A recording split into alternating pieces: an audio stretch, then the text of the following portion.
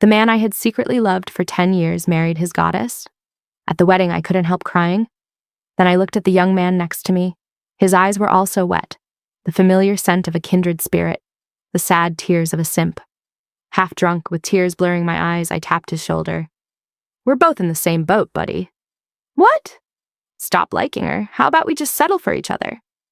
I knew I had made a complete fool of myself at Ethan Sterling's wedding yesterday.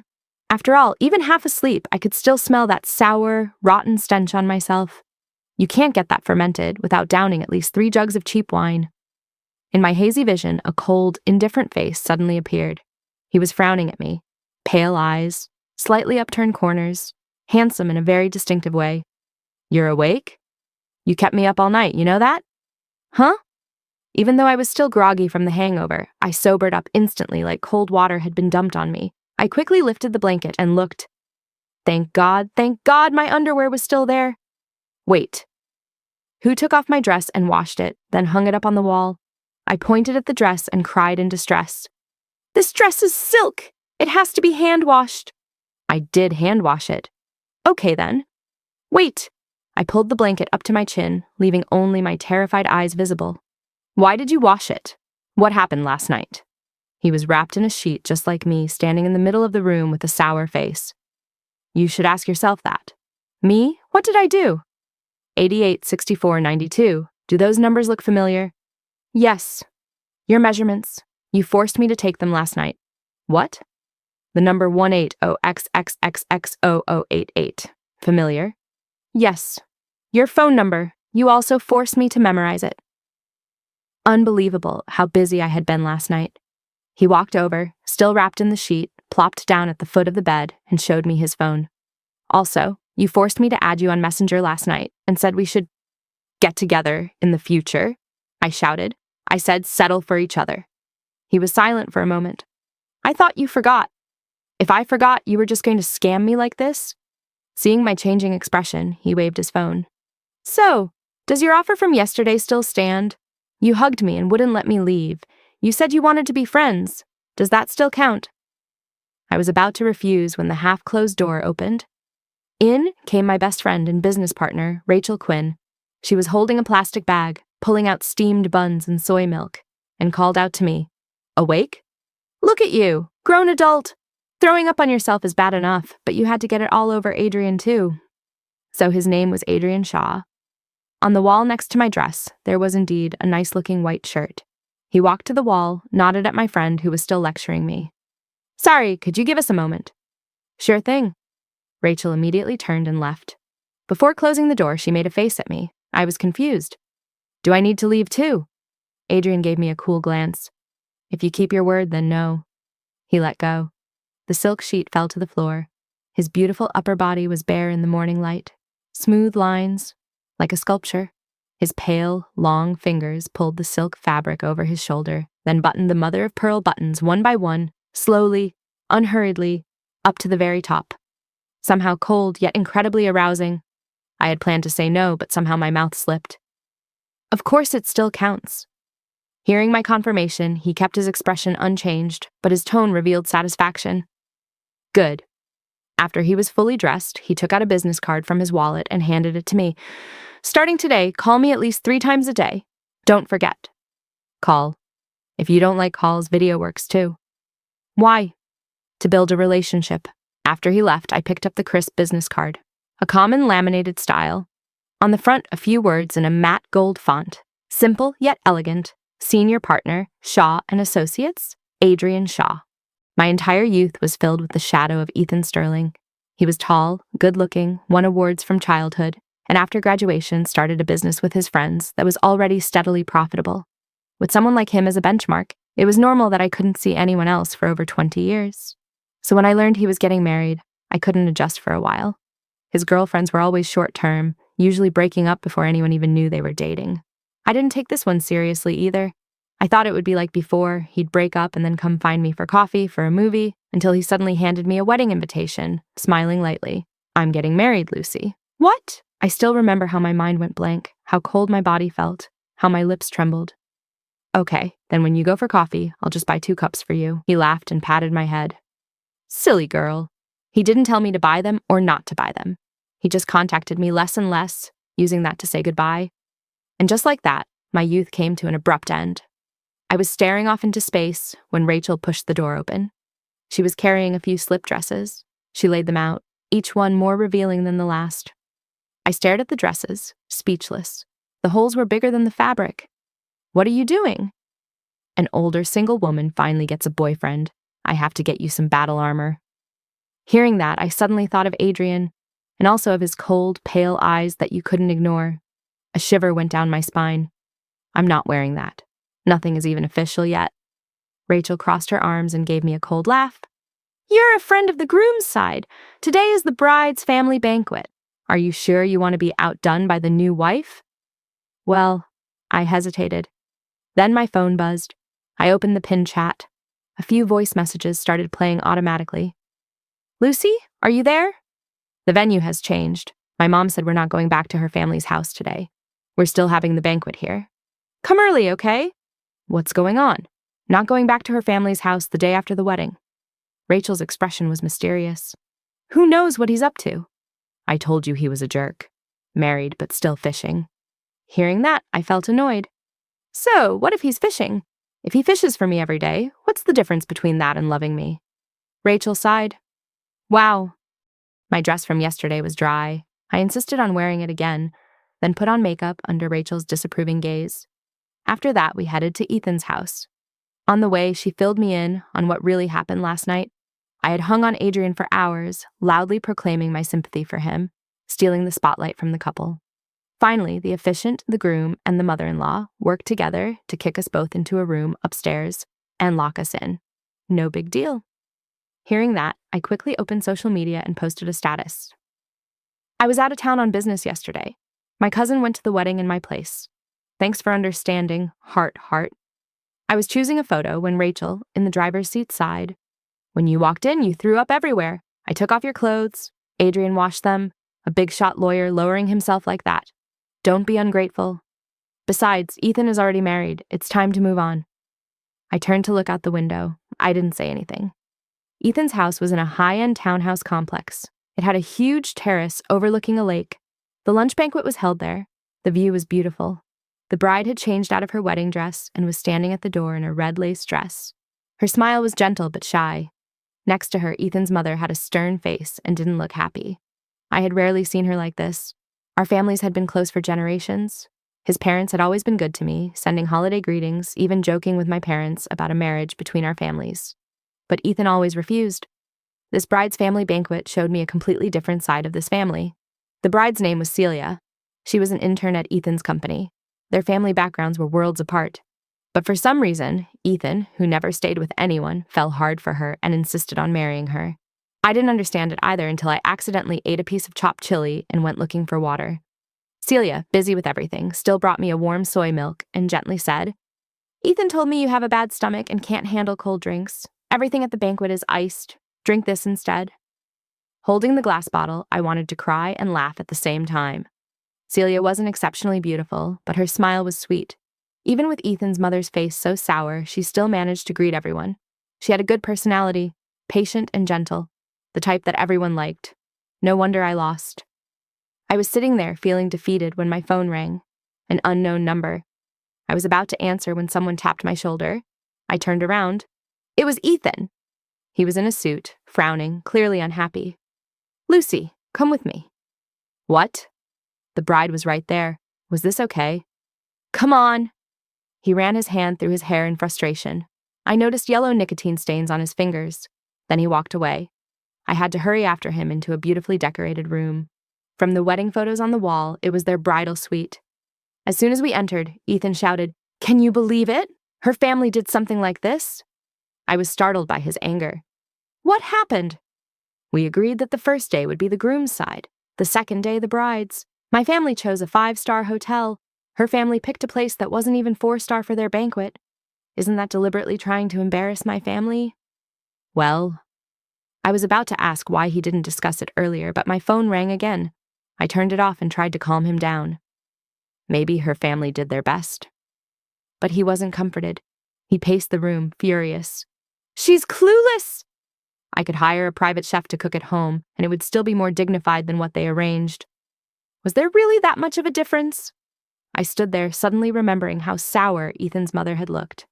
A ridiculous feeling grew in my heart. Even if the mother-in-law lacked experience and the young couple was clueless, weren't the Sterlings supposed to be shrewd? Were they really clueless, or was it deliberate? After being his emotional dumping ground for a while, I finally found an excuse and escaped. I had always wanted to marry Ethan, but I definitely didn't want to live with in-laws like that. The more I thought about it, the more scared I got. Back at the table, I sat in a daze. Not far away, Ethan's mother's frown lines were deep and almost frightening. But when I turned my phone back on, I found something even more terrifying. Three missed video calls? Among those video call requests were a few voice messages with a lot of emotional tension. Adrian, where are you? This is your attitude after agreeing to date me. No video, no calls. I quickly threw my phone back in my bag and pretended I had never opened it. After the banquet, most people left, except a few old classmates who stayed to play cards. Rachel and I were about to leave when we saw Celia run past with her hand over her eyes. Was she crying? It seemed like something else had happened in the Sterling family in such a short time, things that an outsider like me couldn't understand. Rachel saw me staring and pointed ahead. Look, your boyfriend is here to get you. Don't mess with me. I looked where she was pointing. It really was Adrian. He was wearing a high-quality charcoal gray suit. His expression was cold.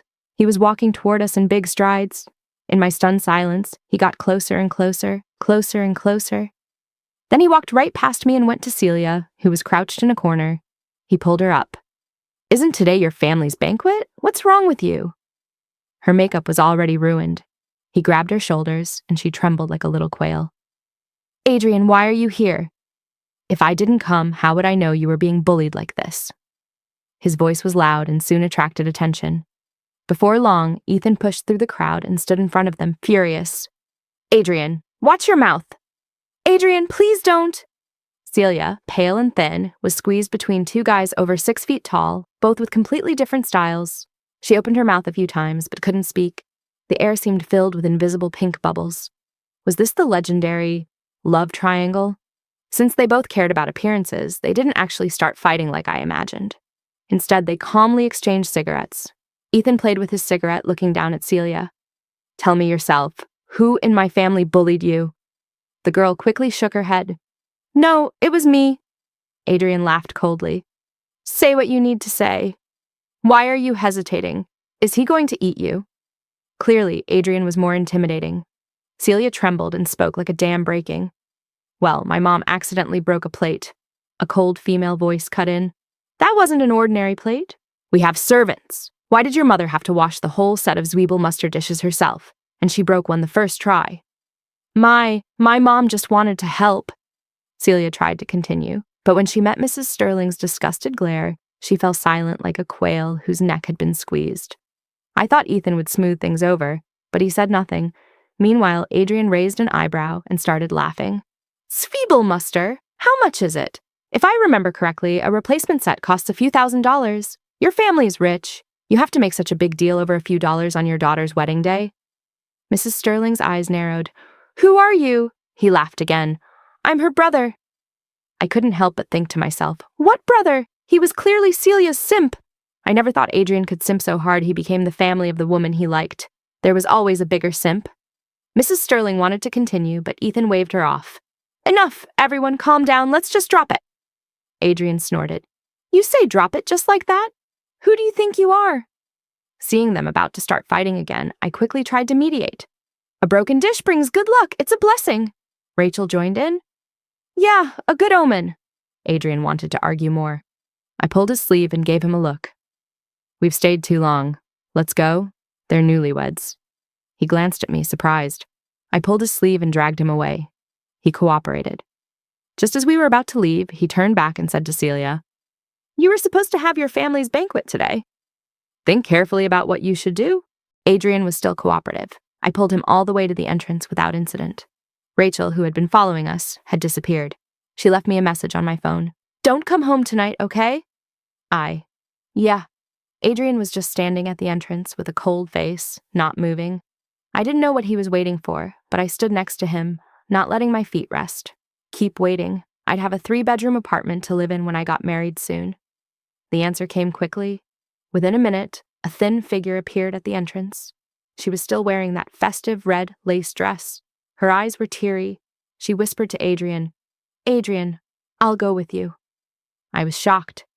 On the day of the bride's family banquet, the bride ran away with her simp. Even the most dramatic soap operas wouldn't dare write this. Adrian was direct. He held my hand with one hand and hers with the other, got into a black Range Rover parked at the entrance, stepped on the gas, and sped away. Unbelievably, I was in the same car as my rival and my rival's simp. Even more unbelievably, I was sitting in the passenger seat, and Celia was sitting quietly in the back, minding her own business. Good. A little more effort, and my 3-bedroom apartment would upgrade to a duplex. In the awkward silence, Adrian spoke. His voice was still cold. "What did I teach you? Love yourself before you love others." Celia opened her mouth and whispered, "Love yourself before you love others." "So, they didn't want you to have your family's banquet, so you just didn't go?" She didn't answer. Seeing her silence, Adrian turned his pale eyes to me. "What about you? What would you do?" Suddenly put on the spot, I felt pressured. "Me? I would—" "It's okay. Speak your mind." "I can humble myself, but I can't let my parents be humiliated." I felt bad as soon as I said it. I stopped. "Sorry, that was too harsh. Don't take it to heart, Miss Celia." Silence. Long silence. Then Celia spoke. "Adrian, I know what to do." Adrian said nothing. He stepped on the gas and drove to the outskirts of the city, stopping at a housing complex. Before getting out, Celia said to me, "Lucy, you're right." Watching her leave, I was still unsure. "Are you just going to let her go?" Adrian shrugged. "What else?" "She's already married. I can't control her life." Truly a simp with principles. Seeing me lost in thought, he leaned back in his seat. "All right, her problem is solved. Now it's your turn." I suggest we start over. What do you think?" He politely extended his hand. "Hi, I'm Adrian Shaw." That hand was long and pale, with well-defined knuckles like a sculpture carved from ivory. I hesitated, then reached out and lightly touched his broad palm. "Lucy Lane." "What should I call you?" He pretended to look out the window, rubbing the steering wheel. "I heard Ethan call you Lucy." I repeated patiently. "Mr. Shaw can just call me Lucy Lane." "Okay, Lucy." Before I could react, he waved his phone. "And you promised to video call me 3 times a day. Remember?" "Of course I remember." Seeing me agree so readily, he narrowed his eyes. "How can I trust you? You ignored my calls this morning." "I'm sorry. I'll do better." Life is a verb. Ethan was already married. I was getting older. It was time to say goodbye to the past. So no matter where things went with Adrian, I would take this relationship seriously. Seeing my serious attitude, his pale eyes lit up. He wanted to say something but stopped. He was completely different from the handsome and proper Ethan. He was certainly good-looking. Full forehead, delicate lips, a strand of hair falling over his temple that made him stand out from ordinary handsome guys. He had a unique, almost wicked charm, striking at first glance, but with a sharpness that made you not dare look too long. I quickly looked away. "If you have something to say, Mr. Shaw, just say it."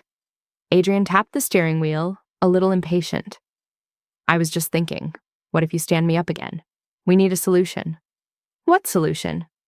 "Let's set alarms." His eyes sparkled. He looked serious, but also a little childish. "You set 3 alarms, 9 in the morning, 11, and 1 in the afternoon. When the alarm goes off, we video call." I had a bad feeling. "What about you?" "I'll set mine too. 3 in the afternoon, 6 and 9. You have 3, I have 3. Each call should last at least 2 hours. How about that?" "Are you sick or something?" The next day, I had just arrived at the office when my alarm went off. I grabbed my bag and hid in my office, then called him. He answered almost instantly. Today, Adrian was wearing thin, frameless glasses. Behind them, his pale, indifferent pupils. Very refined, very wicked. I bowed slightly at the camera. "Good morning, Mr. Shaw." "Morning." "Did you have breakfast?" "No." "Look at your desk." I looked down. Not far away was a carefully wrapped, insulated bag. I opened it. Inside was a standard Cantonese breakfast, crystal clear rice noodle rolls, pale pink shrimp dumplings, steaming hot sliced fish congee. The aroma filled the air.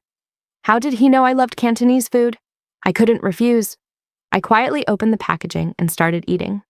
While eating, I noticed the background noise on his end. His gaze shifted between me and something ahead. Was he at work? Noticing my attention, he said casually, "Yeah, morning meeting." Surprisingly, he didn't end the call. Instead, he seemed interested. "Want to see?" "See what?" Without waiting for my reply, he flipped the camera. First reaction, huge, long conference table. Second reaction, a bunch of men in suits. They saw the video window and waved at me enthusiastically. "Hey, cute girl. Your girlfriend, Shaw." I had rice noodle rolls all over my face. Adrian cleared his throat and flipped the camera back. "Not yet. Still working on it." "Okay, meeting now. Groups 1 and 2 first." Can you imagine? This guy was running a meeting and chatting with me at the same time, doing both without missing a beat. "Are the shrimp dumplings bouncy?" "Bouncy. Group 1, finish your document review and evidence extraction. Give it to your team leader today." "Why aren't you drinking the congee? Is it bad?" "I'll drink it in a bit. It'll get cold." "Group 2, write the defense and evidence opinions. Give them to me tomorrow morning." Maybe I should hang up." "No, keep it on." He refused, his eyes shifting to another direction. "Be ready for court by the 15th. Got it?" "Got it." Of course I got it. Eating my lunch felt like being in a meeting. I even had to pee. I used that as an excuse to escape the office. Outside, a familiar figure was pressed against the glass window. Seeing my glare, she gave me a fake smile. "Was breakfast good?" When did these two get in cahoots? Rachel saw me scowling and casually put her arm around my shoulder. "What? I can't care about what you like to eat. You're not ugly. Plenty of guys have chased you. Why are you living like a monk?" "No one's chasing me," she snorted. "Bullshit! In college, you did a classical dance at the talent show, and the next day you got a sack full of love letters. You just eliminated every man except Ethan. Do you want to be single until menopause?" "You have a big mouth." Afraid she would keep talking, I escaped into my office. On the other end of the phone, Adrian was still in his meeting, but the morning session seemed to have moved into a discussion phase. He wasn't distracted by me anymore. He frowned, his pale eyes fixed ahead, looking thoughtful. Seeing he was busy, I opened my laptop and started working. Back in college, to follow Ethan, I gave up my plan to attend a dance academy and went to the same school as him, same major, civil engineering. Somehow, I became the department's beauty queen. There were fewer than 30 girls in the entire department. During those 4 years, I watched him go through girlfriends, crying my eyes out at first, then getting used to it. I even bought meals and saved seats for him and his girlfriends. My reputation as a simp spread across campus. I was laughed at a lot, but I knew deep down that nothing would ever come of it. While drawing in CAD, I glanced at Adrian again. He had his chin in his hand, frowning, quietly discussing something with a colleague. He really did look good when he was focused on work. Kinda sexy. Just then, a message popped up at the top of my phone. Big Tree. "Lucy, are you there?" My heart raced. I quickly switched out of the video chat and replied, "Yes." After replying, I switched back. In that short time, Adrian's eyes were fixed on me. "What's wrong?" I forced a smile. "Nothing. Aren't you busy?" "The meeting is over. He seemed to want to say something, but stopped when he saw my expression. "Are you busy?" "Yeah, I have some work." "Okay, go ahead." He hung up. I sighed with relief. Then I saw the long list of voice calls from Ethan. I called him back. He answered quickly, his voice urgent. "What were you doing? Your line was busy."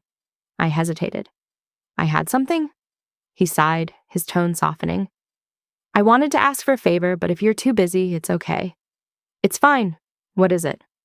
"Celia and I had a fight. She won't come back after the bride's family banquet." "What?" A long, confused sigh. I know I was too harsh. She comes from a single-parent family. Her situation is more difficult than mine. I shouldn't have had so many demands. "So what are you going to do?" "The new iPhone just came out. She's an Apple fan. Do you think I should buy her one as an apology?" I didn't think so, but I didn't say that. I went along with it. "You can try. Could you buy 2 for me? I remember there's an Apple store downstairs from your office." "Okay." "Thanks, Lucy." I sighed, accepted his money transfer, and cursed myself for not refusing. By now, my willingness to help Ethan had nothing to do with love. The love was gone, but the habit remained. After that, Adrian and I maintained frequent meetings. I don't know what Rachel told him, but he started sending me 3 meals a day, plus late-night snacks when I worked late. I felt bad and told him to stop. but the usually cold and arrogant man actually apologized. I don't have much time to spend with you. The least I can do is make sure you eat well. After the 15th, when this big case is over, I'll give you an entire day. What did he mean by an entire day? I was daydreaming when his lips cracked from talking too much. Wait, let me get some water. He opened a bottle and brought it to his lips. His Adam's apple moved as he swallowed. I couldn't help staring. A few drops of water ran from the corner of his red lips, some landing on his crisp shirt, some sliding down his long neck. The whole scene was effortlessly cool and dangerously sexy. This was pure seduction, right? Right? Just then, Rachel pushed the door open. Seeing me glued to my phone, she shook her head. Middle-aged love is like an old house on fire. I looked at the calendar. It was only the 5th. The 15th felt so far away, yet so tempting. Days passed. I started to enjoy video calling Adrian. I liked listening to his cold, sometimes passionate, sometimes slow voice.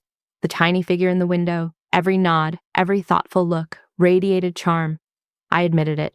I was enjoying it. The feeling of being wanted was addictive.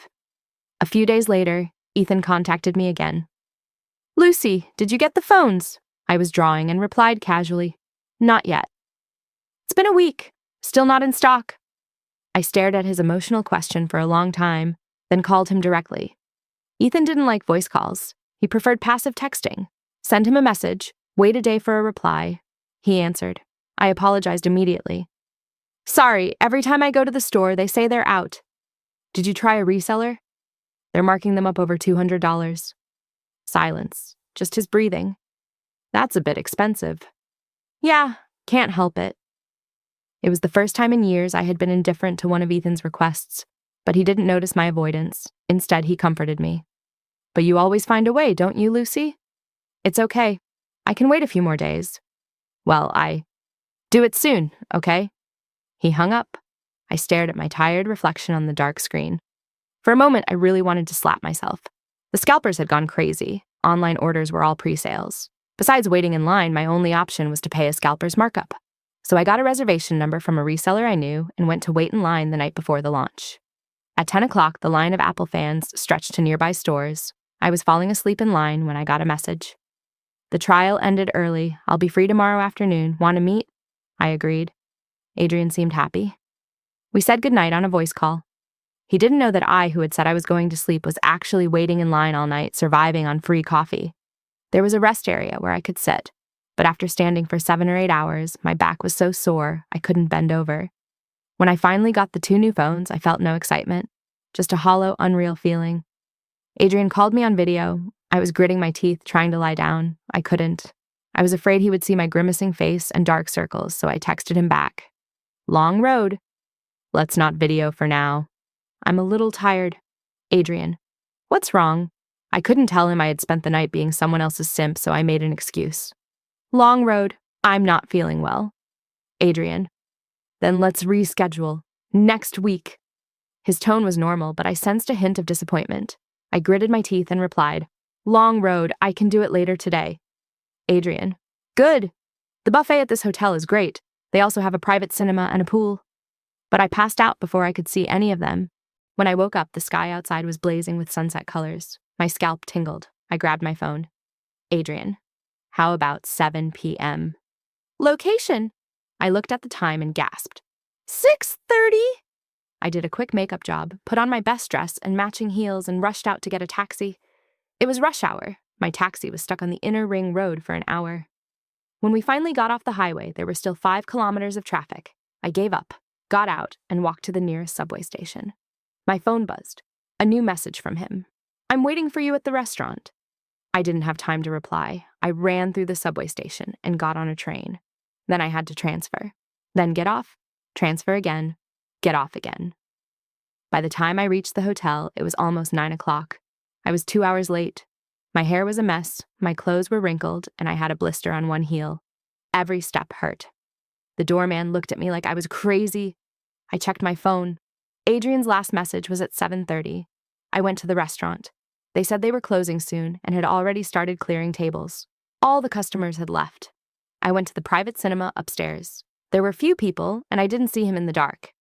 Finally, I went to the top floor. The pool area had only 2 dim yellow spotlights. The rest was dark. Staring at the still water, my heart felt cold. He was gone. I called several times. Same message every time. The number you have dialed is not available. The darkness was silent and bone-chilling. The water reflected faint light.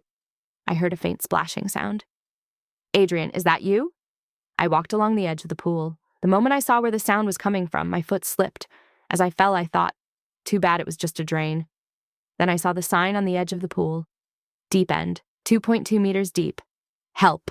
I couldn't swim. As I flailed in the water, I was actually relieved. At least my waterproof mascara and eyebrow pencil would hold up. When Adrian came to identify my body, my makeup would still be perfect. Then a strong force pushed me up from behind, lifting me out of the water. He silently dragged me to the shallow end. I stood in the cold water, hair a mess, looking pathetic. Adrian dove back into the water without a word. I wiped the water from my face and saw his dark figure already at the far end. I couldn't help saying, "You swim really well." He ignored me. "I want to learn too, but my mom won't let me." Still ignored. "How about you teach me?" Under the dim yellow light, his figure broke through the water. Droplets clung to him. His eyes stared at me without flinching. His eyelashes were wet. Looking at him, my heart also felt damp. "Is that not allowed?" I knew he was proud.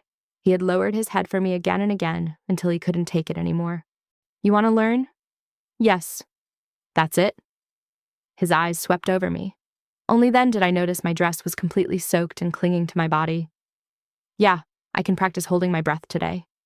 "Oh, you know about holding your breath."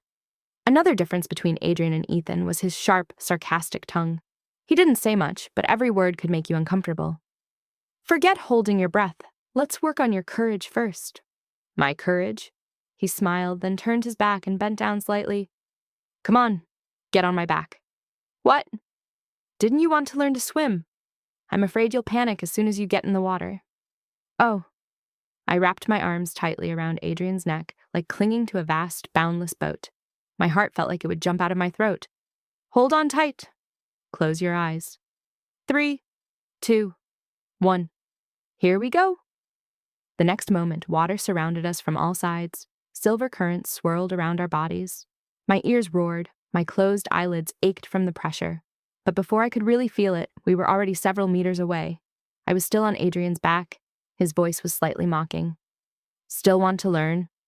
I turned my head and coughed for a while, then gasped. "Yes." He seemed surprised. His expression softened. He even took off his goggles and gave them to me. "This time, try keeping your eyes open." "Open? Come on." I was eager to try. With the goggles on, I climbed onto his broad shoulders again. This time, within 30 seconds, we were at the other end of the pool. Adrian looked at my excited face. His eyes sparkled too. "Fun?" "Fun!" Again. Again.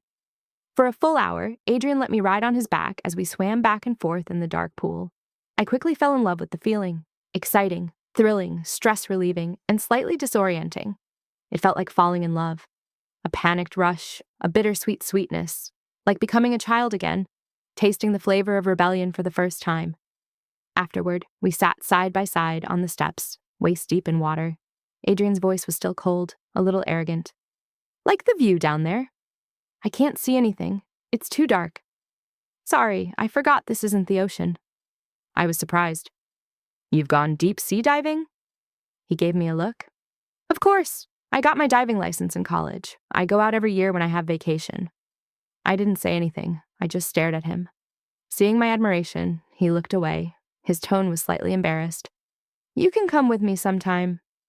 His invitation moved me. I didn't know how to respond. Noticing my silence, Adrian laughed softly. "You know, every time our hearts race after we grow up, it's rare and precious. So we must never waste it."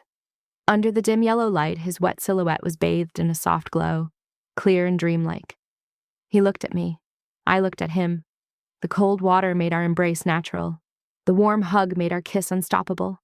Brief, then apart, like a dream. Adrian didn't do anything more. He held my face and kept wiping the water from my eyes with his long fingers. His gaze was intense and cautious. I suddenly understood his feelings.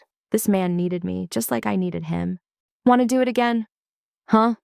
It's too late." I thought he meant swimming again, but his meaningful stare said otherwise. He lowered his head, and a strong hand slid into the hair at the back of my head. I became a green fruit, helpless under his precise plucking. Between us, a cool, minty taste passed back and forth. Our breaths grew heavier. No, if this continued, something would happen. I pushed against his chest, trying to create distance. Wait, stop! Sorry, this is too fast. Seeing me look away, he laughed. What did you think I was going to do? Don't worry, this is a public place. He laughed happily. Then he went to the locker room to change and lent me his coat from the car. I was back in the passenger seat, nervous. Maybe I should sit in the back. He pinched my chin. No, this is your seat from now on. Such a simple sentence, but it felt like pouring honey mint candy into my heart. The streets were empty late at night. He drove slowly, chatting casually. Actually, I'm a boring person.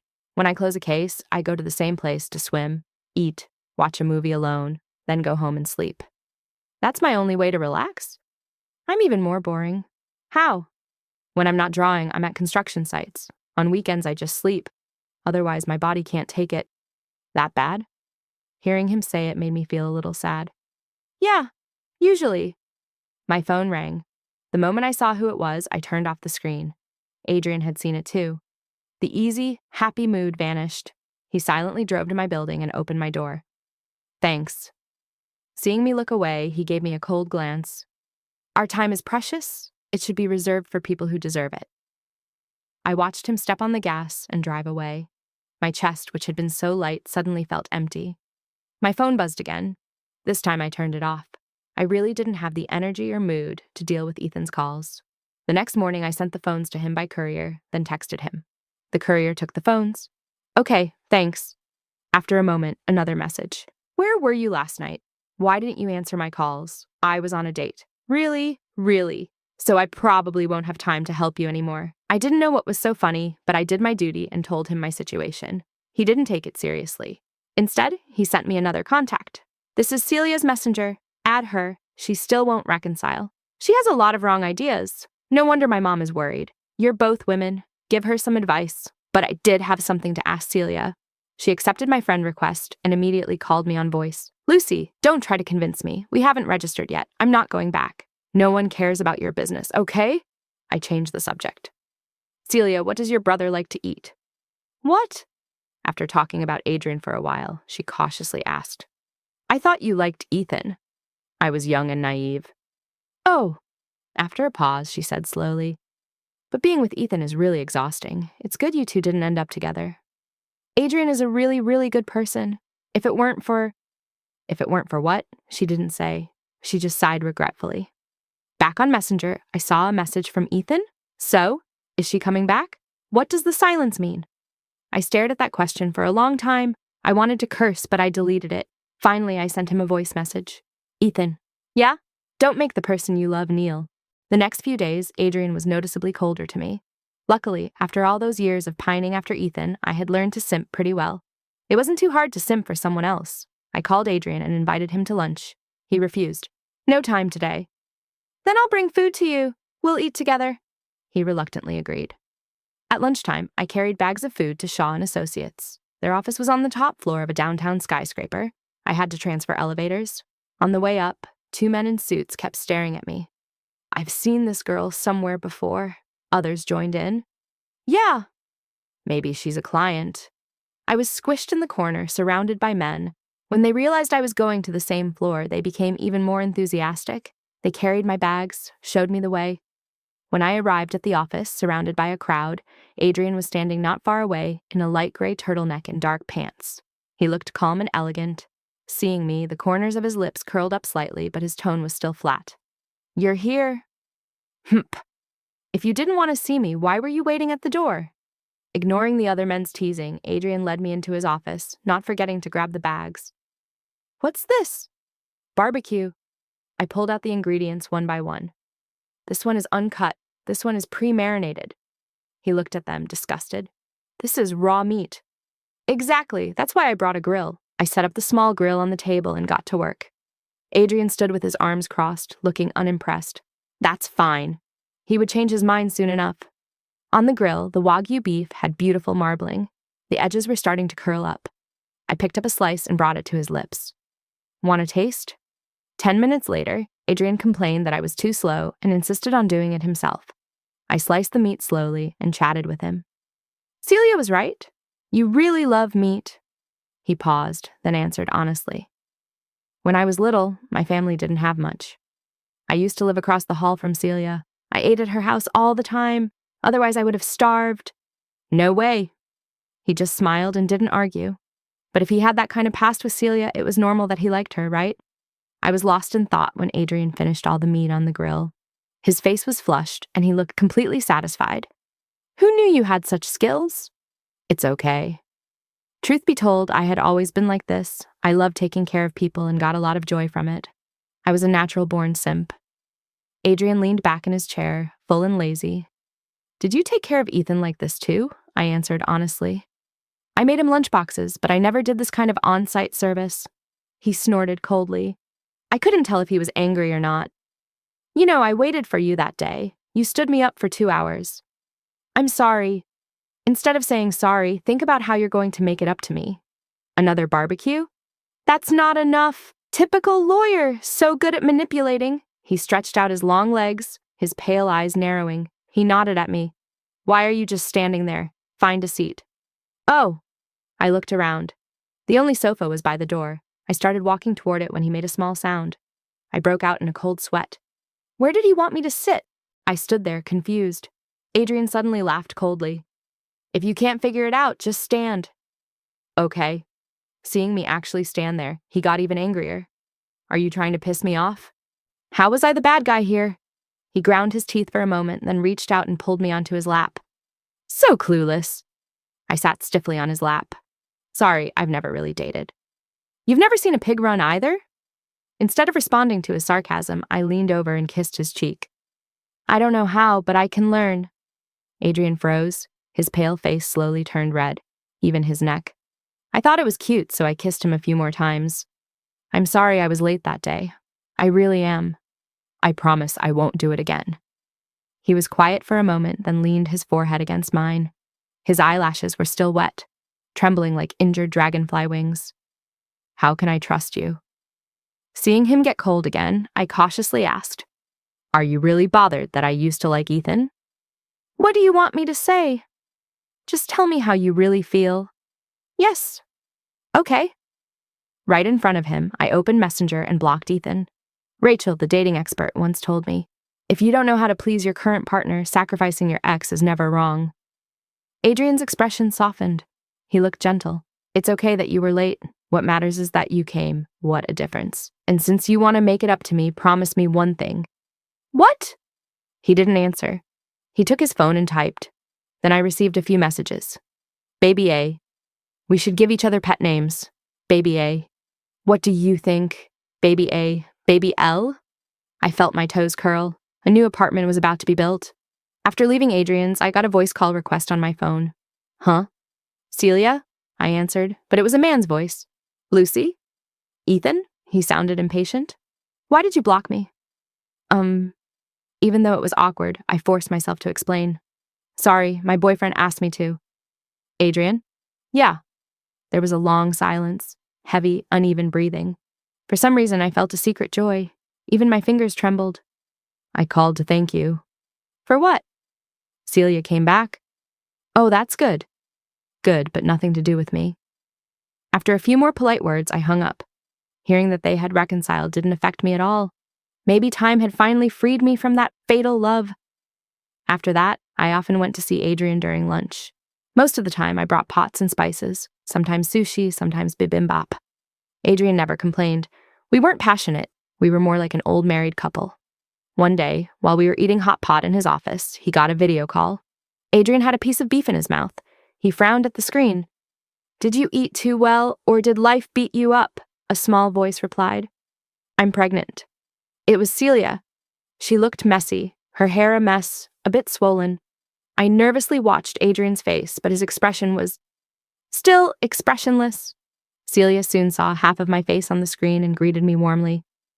Lucy, you're here too. Adrian interrupted. Call her what? Call her sister-in-law. Sister-in-law! I was sure my second-hand embarrassment was terminal. Celia obediently called me sister-in-law. Adrian was very pleased. He handed me his phone and went to a meeting.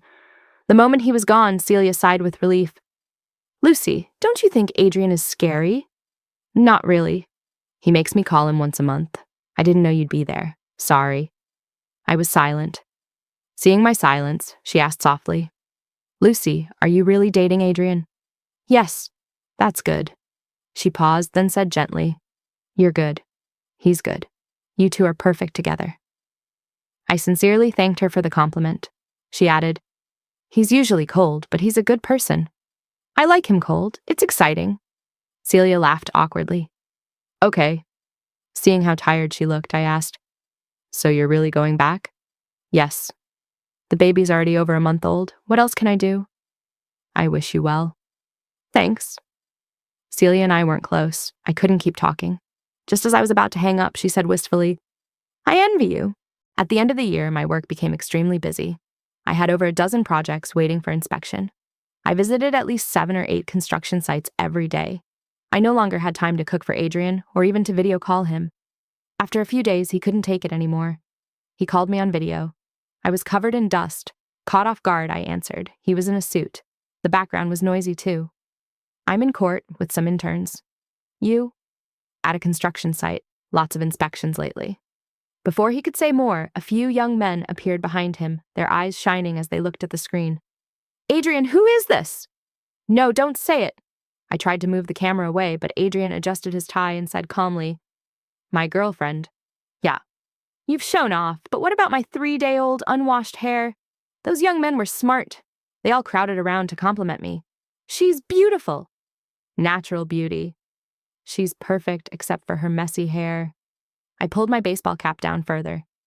You guys go ahead. We'll talk tonight. But Adrian wouldn't let me go. It's fine. The trial starts in 40 minutes. It's not a difficult case. The boys chimed in. You underestimate Adrian. Yeah. He could probably send the judge to jail too. One look from him, and they were quiet. After I insisted a few times, Adrian hung up. I felt like he was upset again. Sure enough, my efforts to warm him up failed. Adrian became distant again. Maybe it was because I was used to being a simp, but I kind of liked this cold side of him. We were both busy. We hadn't eaten together in a long time. One night, I got home and collapsed on my bed. I suddenly craved hot pot, so I texted Adrian. I want hot pot, TVT Adrian, then go eat it. Too tired, can't get up. Let's eat it with our minds. I'll start. Chicken broth with fish maw, 2 orders of beef slices, 1 order of handmade beef meatballs. Your turn. Hurry. If you order fast, the waiter will bring it fast. Adrian. Brie. 2 orders of shrimp paste, 2 orders of tripe. I want tripe too. Adrian. Then 4 orders of tripe. The broth is here. Some vegetables too. The beef is so good. I waited a long time for a reply. I was falling asleep when the doorbell rang. Half asleep, I went to the door. Who is it? Your hot pot delivery. I opened the door. Adrian was standing there, carrying bags full of hot pot takeout. I followed him inside, holding my back. He turned and saw me bent over. What's wrong with your back? Too much crouching at construction sites. He sighed. If you can't stand straight, lie down. How can I do that? But I happily lay down on the sofa anyway. Adrian set up a small table nearby. Soon he had a full plate of food. He brought it and a pair of chopsticks to my side, offering to feed me. Try it. I can do it myself. Before I could finish, Adrian's face darkened. He put the chopsticks down with a loud clatter. Lucy Lane, is dating me such a burden? This man was always calm, but after spending time with him, I noticed that when he got emotional, his eyebrows turned red. Am I someone you like, or just someone you're settling for? Such a painful question. My back hurt like hell, and his words stabbed my heart. I sat up angrily. Then am I someone you like, or someone you're settling for? We stared at each other, as if seeing each other for the first time. Adrian pointed at me, his finger trembling. You cried at Ethan's wedding. You cried too. No, that was wasabi. You. I was speechless. For the first time, I was losing an argument. Then what about you? You took Celia away on her family's banquet day. What do you call that? Simping. Total simping. Adrian was stunned. Those 2 things are the same? Seeing him back down, I held my back and stood up. How are they different? You make her call you every month. Do you think I don't have feelings? He couldn't finish. His voice got quieter. I watched him walk back to the hot pot, pretending nothing happened. Oh, the pot is boiling again. He pretended to add ingredients. Does your back still hurt? Come eat if it doesn't. The shrimp paste is floating. I'm not eating. I lay on the sofa with my back to him. Soon, I felt 2 warm hands on my waist. If you won't eat, I'll give you a massage. Don't be mad. We're not like that. What are you jealous of? It was rare for him to be so humble. I turned slightly. His eyes were lowered, his eyelashes wet, casting a faint shadow on his eyelids. He looked a little pitiful, a little cute. What are you to her, then? Nothing much. I ate at her family's house for a few years. He glanced at me, his nose red. Then my mother got sick and died. Her last regret was that she never repaid their kindness. I owe them that. His face was pale, but the corners of his eyes and brows were red. He looked tough, but was actually fragile. A hint of grievance crept into his expression. I didn't want to fight anymore. Hug. Seeing my open arms, Adrian pressed his lips together. I couldn't believe that someone so tough had such soft lips. They tasted like mint. He looked incredibly seductive. I pressed my forehead against his. I'm sorry. I really was a simp for Ethan. Maybe because I was being gentle, he didn't get angry this time. Instead, he asked me, Do you know how much people pay me per hour? How many hours have I given you for free? Am I a simp too? Just bravely pursuing love. How is that simping? I didn't know how to respond. I just blinked back tears. His gentle attack was like a broad hand smoothing out the scars on my heart. His eyelashes trembled. He almost sounded pathetic. So please, can you be brave for me one more time? I used to think the opposite of love was not loving. Later, I learned it was forgetting. After a few months with Adrian, I stopped thinking about Ethan. My design studio with Rachel slowly grew from a small office in the city center to a team of 10, and we moved to the outskirts. I had less time to see Adrian. He came to me more often instead. He even learned to cook. At first, the technique wasn't right, but he got better. Sometimes, on his rare day off, instead of relaxing, he would drive me to construction sites. The most I had in one day was over 10. The sites were dusty. I always got dirty. One day, he picked me up. Even though I was careful, I still got dirt on his car. I felt bad. Sorry. Say something I want to hear. I miss you. Good. The next moment, he leaned over to fasten my seatbelt. His clean hair, his pale skin. My heart started pounding. Adrian held the steering wheel, looking relaxed. Actually, I saw you in college a long time ago. Really? I wondered why a pretty girl like you would choose civil engineering. Ha ha. I laughed awkwardly. It was because of Ethan, of course. My parents wanted me to be a dancer, maybe a host, but I had my own ideas. I had chosen civil engineering over my parents' wishes, almost ruining our relationship. After graduation, I worked as a site supervisor, running around construction sites, checking plumbing and electrical. I was always tired and messy. I went from a soft girl to a tomboy. But it was my choice. There was no use regretting it. Adrian looked thoughtful. It does seem hard for a girl to do decoration work. What do you think? Other people can do it. Why can't I? That's right. His voice was unusually gentle. Don't worry about what others think. Don't be afraid of people seeing you work hard. Because you look beautiful when you try. We looked at each other. His eyes were deep and full of unspoken emotion. I was very touched. So touched that I broke out in a cold sweat. Sir, please watch the road. Once the studio hired enough people, my focus shifted from site supervision to team management. I finally had some time to go on a real date with Adrian. At dinner, he wasn't talking to me. He was staring at his phone. I asked what he was looking at. He quickly sent me a few links. I'm free these days, too. Do you want to go scuba diving? Here are a few good places. You pick. Seeing my confused face, he suddenly hid the menu behind his face and said in a very masculine tone, If you don't want to, forget it. I wanted to go, so we sat side by side, heads together, and discussed. We finally chose a destination. Adrian was very pleased. He decided to take me around town and get some seafood. He even made a travel guide and sent it to me.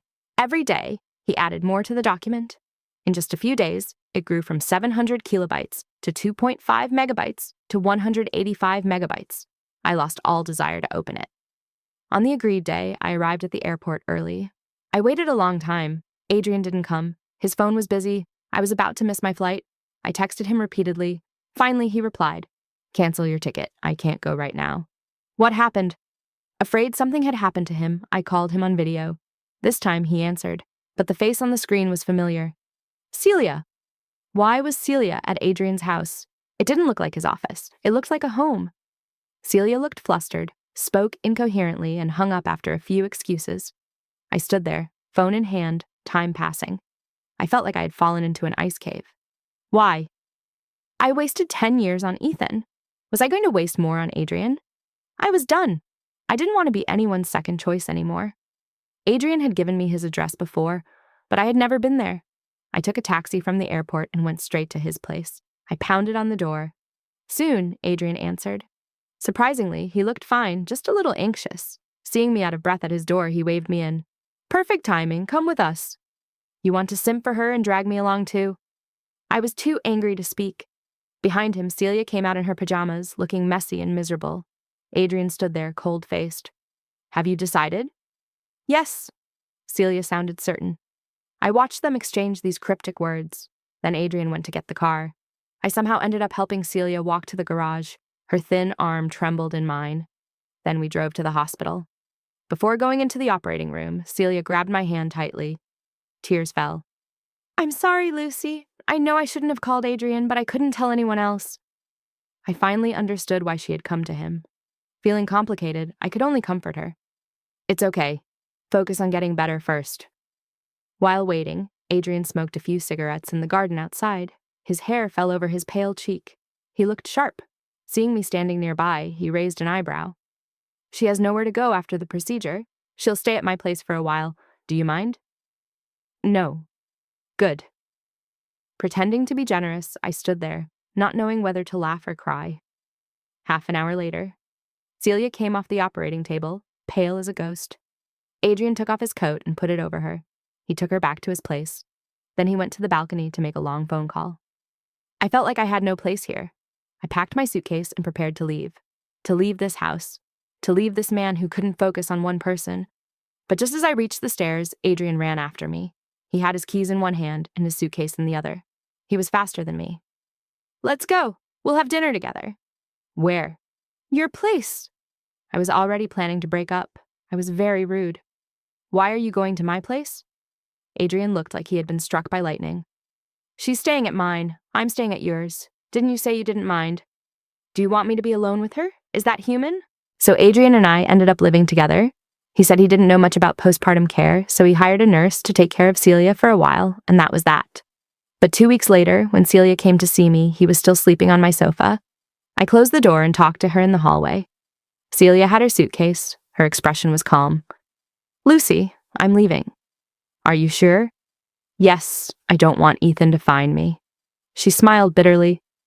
Now I understand why he chased me. His family, his mother's personality. Maybe they thought I was young, had no father, and would be easy to control. I had nothing to say. Celia was sweet and gentle. Maybe that emotional value was why Ethan chose her. What about your mother? She doesn't know. I told her I was on a business trip. She nodded. I already told Adrian. He'll help me smooth things over. That's good, Celia smiled. Before leaving, she dropped a bombshell. Actually, Adrian told me in college that he had a crush on someone and wanted to chase her. Now that you two are together, it's perfect. Before I could process the huge amount of information, she said goodbye and got into the elevator across the hall. Confused, I went back inside. Adrian was no longer on the sofa. I checked the kitchen, the study, the bathroom. No one. Finally, I went to my own room. He was lying on my pink bed, covered with my favorite cartoon blanket. He looked up sleepily. The sofa was too small.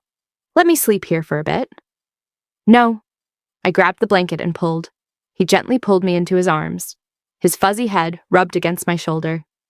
Sleep together. His dark, soft hair brushed against my nose. It smelled like sunshine, so I didn't push him away. I closed my eyes and drifted off. In my dream, I was back in my school days.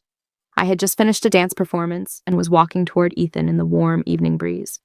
A stranger appeared on the path. Black hair, tall, but his face was blurry. Hello, I'm... Before he could introduce himself, I waved him off. Sorry, I don't join clubs and I don't buy memberships. I walked away. Thinking about that stranger's figure, I woke up suddenly, covered in cold sweat. Adrian was awake too. He was looking at me with narrowed eyes. I shivered and forced a smile. Celia said you wanted to chase me in college. Is that true?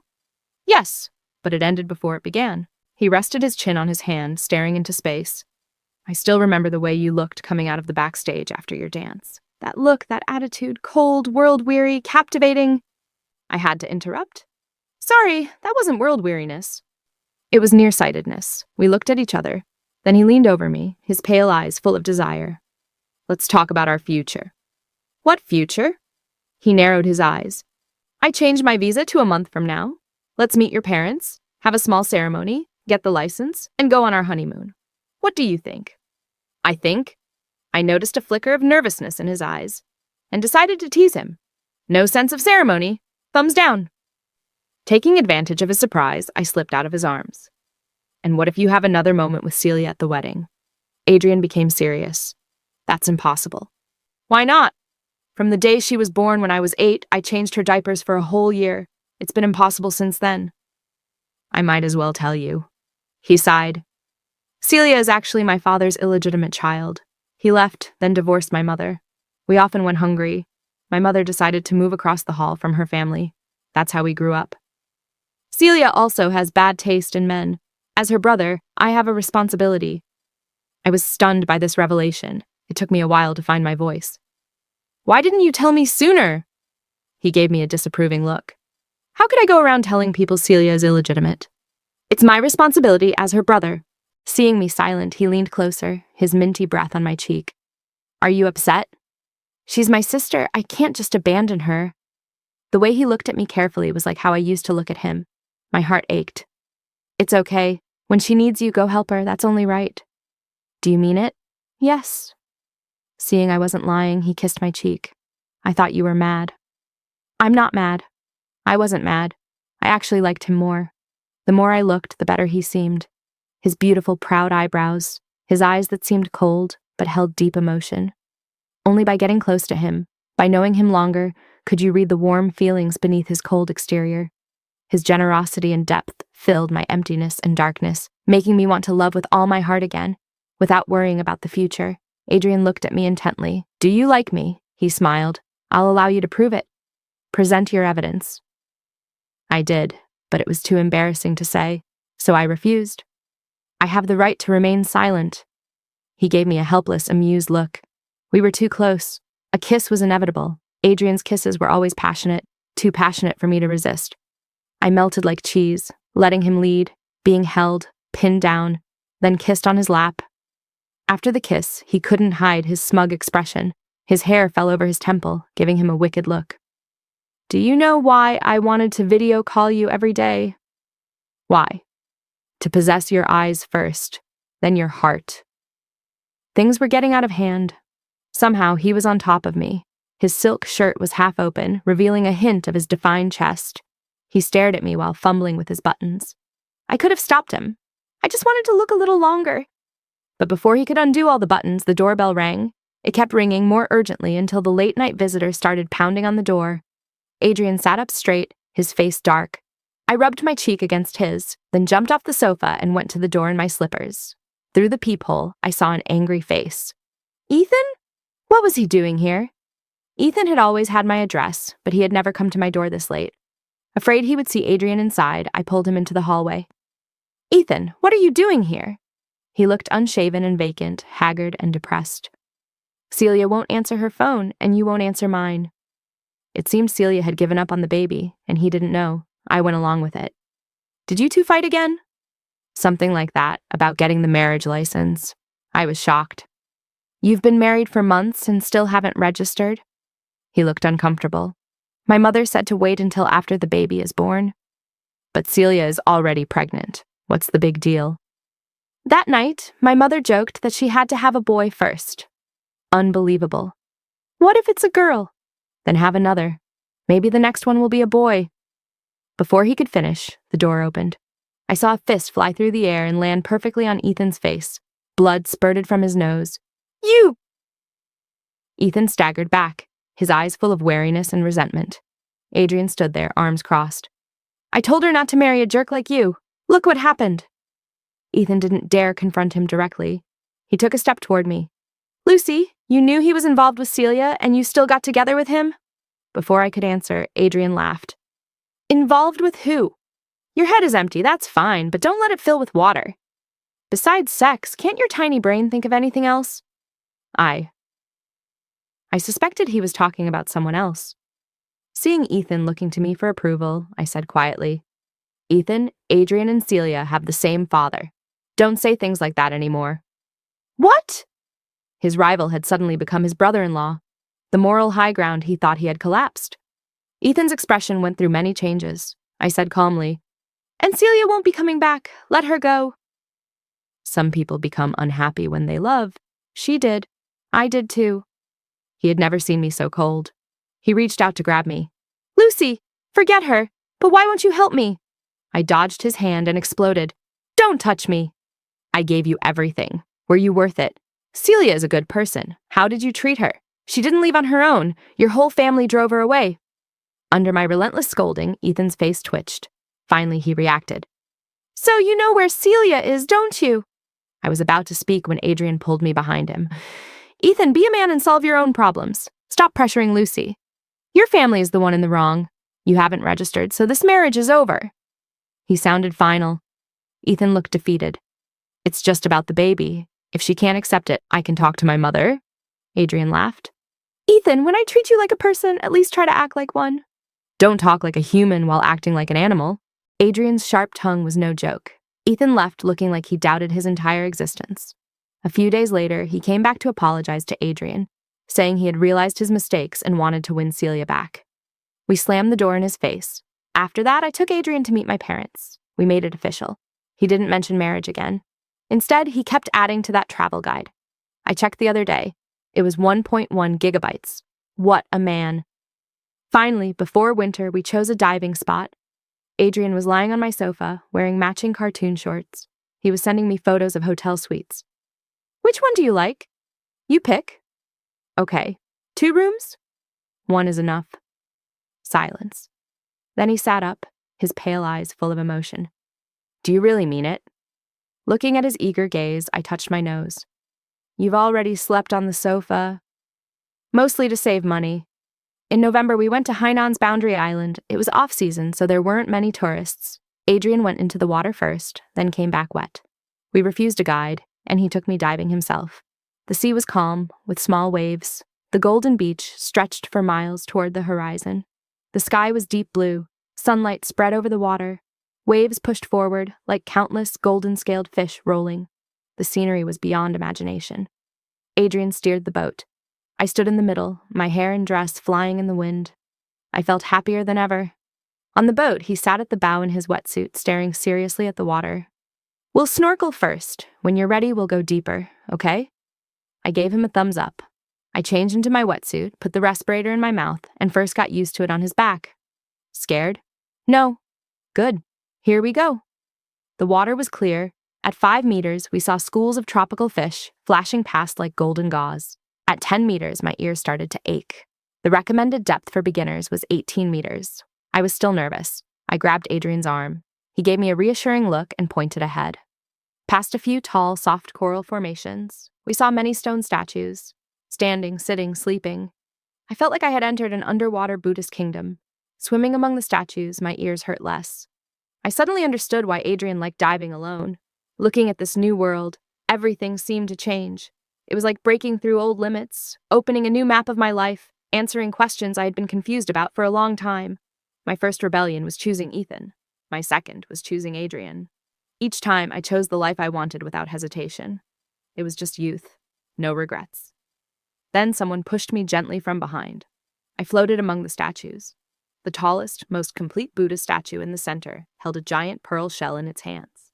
I noticed a small, shiny object inside, glittering among the seaweed. Huh? A diamond ring? Back on shore, I showed the ring to Adrian. He was sitting on the beach, his wet hair dripping, busy adding ice to mango juice. Droplets clung to his long eyelashes. I showed him my palm. Look, I found a ring! He didn't even look. Think carefully. Once you put it on, you can't take it off. Why would I take it off? I found it. He stared at me, then put his wetsuit back on and dove back into the ocean. Soon, he came back with the dirty pearl shell. He showed me the purchase link on his phone. Is this ceremonial enough? Not bad. Seeing me smile, he realized he had been tricked. His cheeks turned red. Fine, just say you don't want to marry me. I couldn't hold back my feelings. I looked at his reddened eyelids and confessed honestly. You know, your face is more captivating than the pink sunset sky. You. He turned away, his thin eyelids trembling like he didn't know what to do. I quietly leaned against his broad shoulder. We watched the sunset in silence. Then he spoke, his tone soft. Actually, I've always had a wish. What? To have matching profile pictures with you. If you don't mind. I mind. He didn't say anything else. We leaned against each other, soon drowsy in the warm sea breeze. Then I had an idea. If I ever get in trouble, can I just wait for my lawyer? He laughed, proud and cute. For you, my authorization is permanent.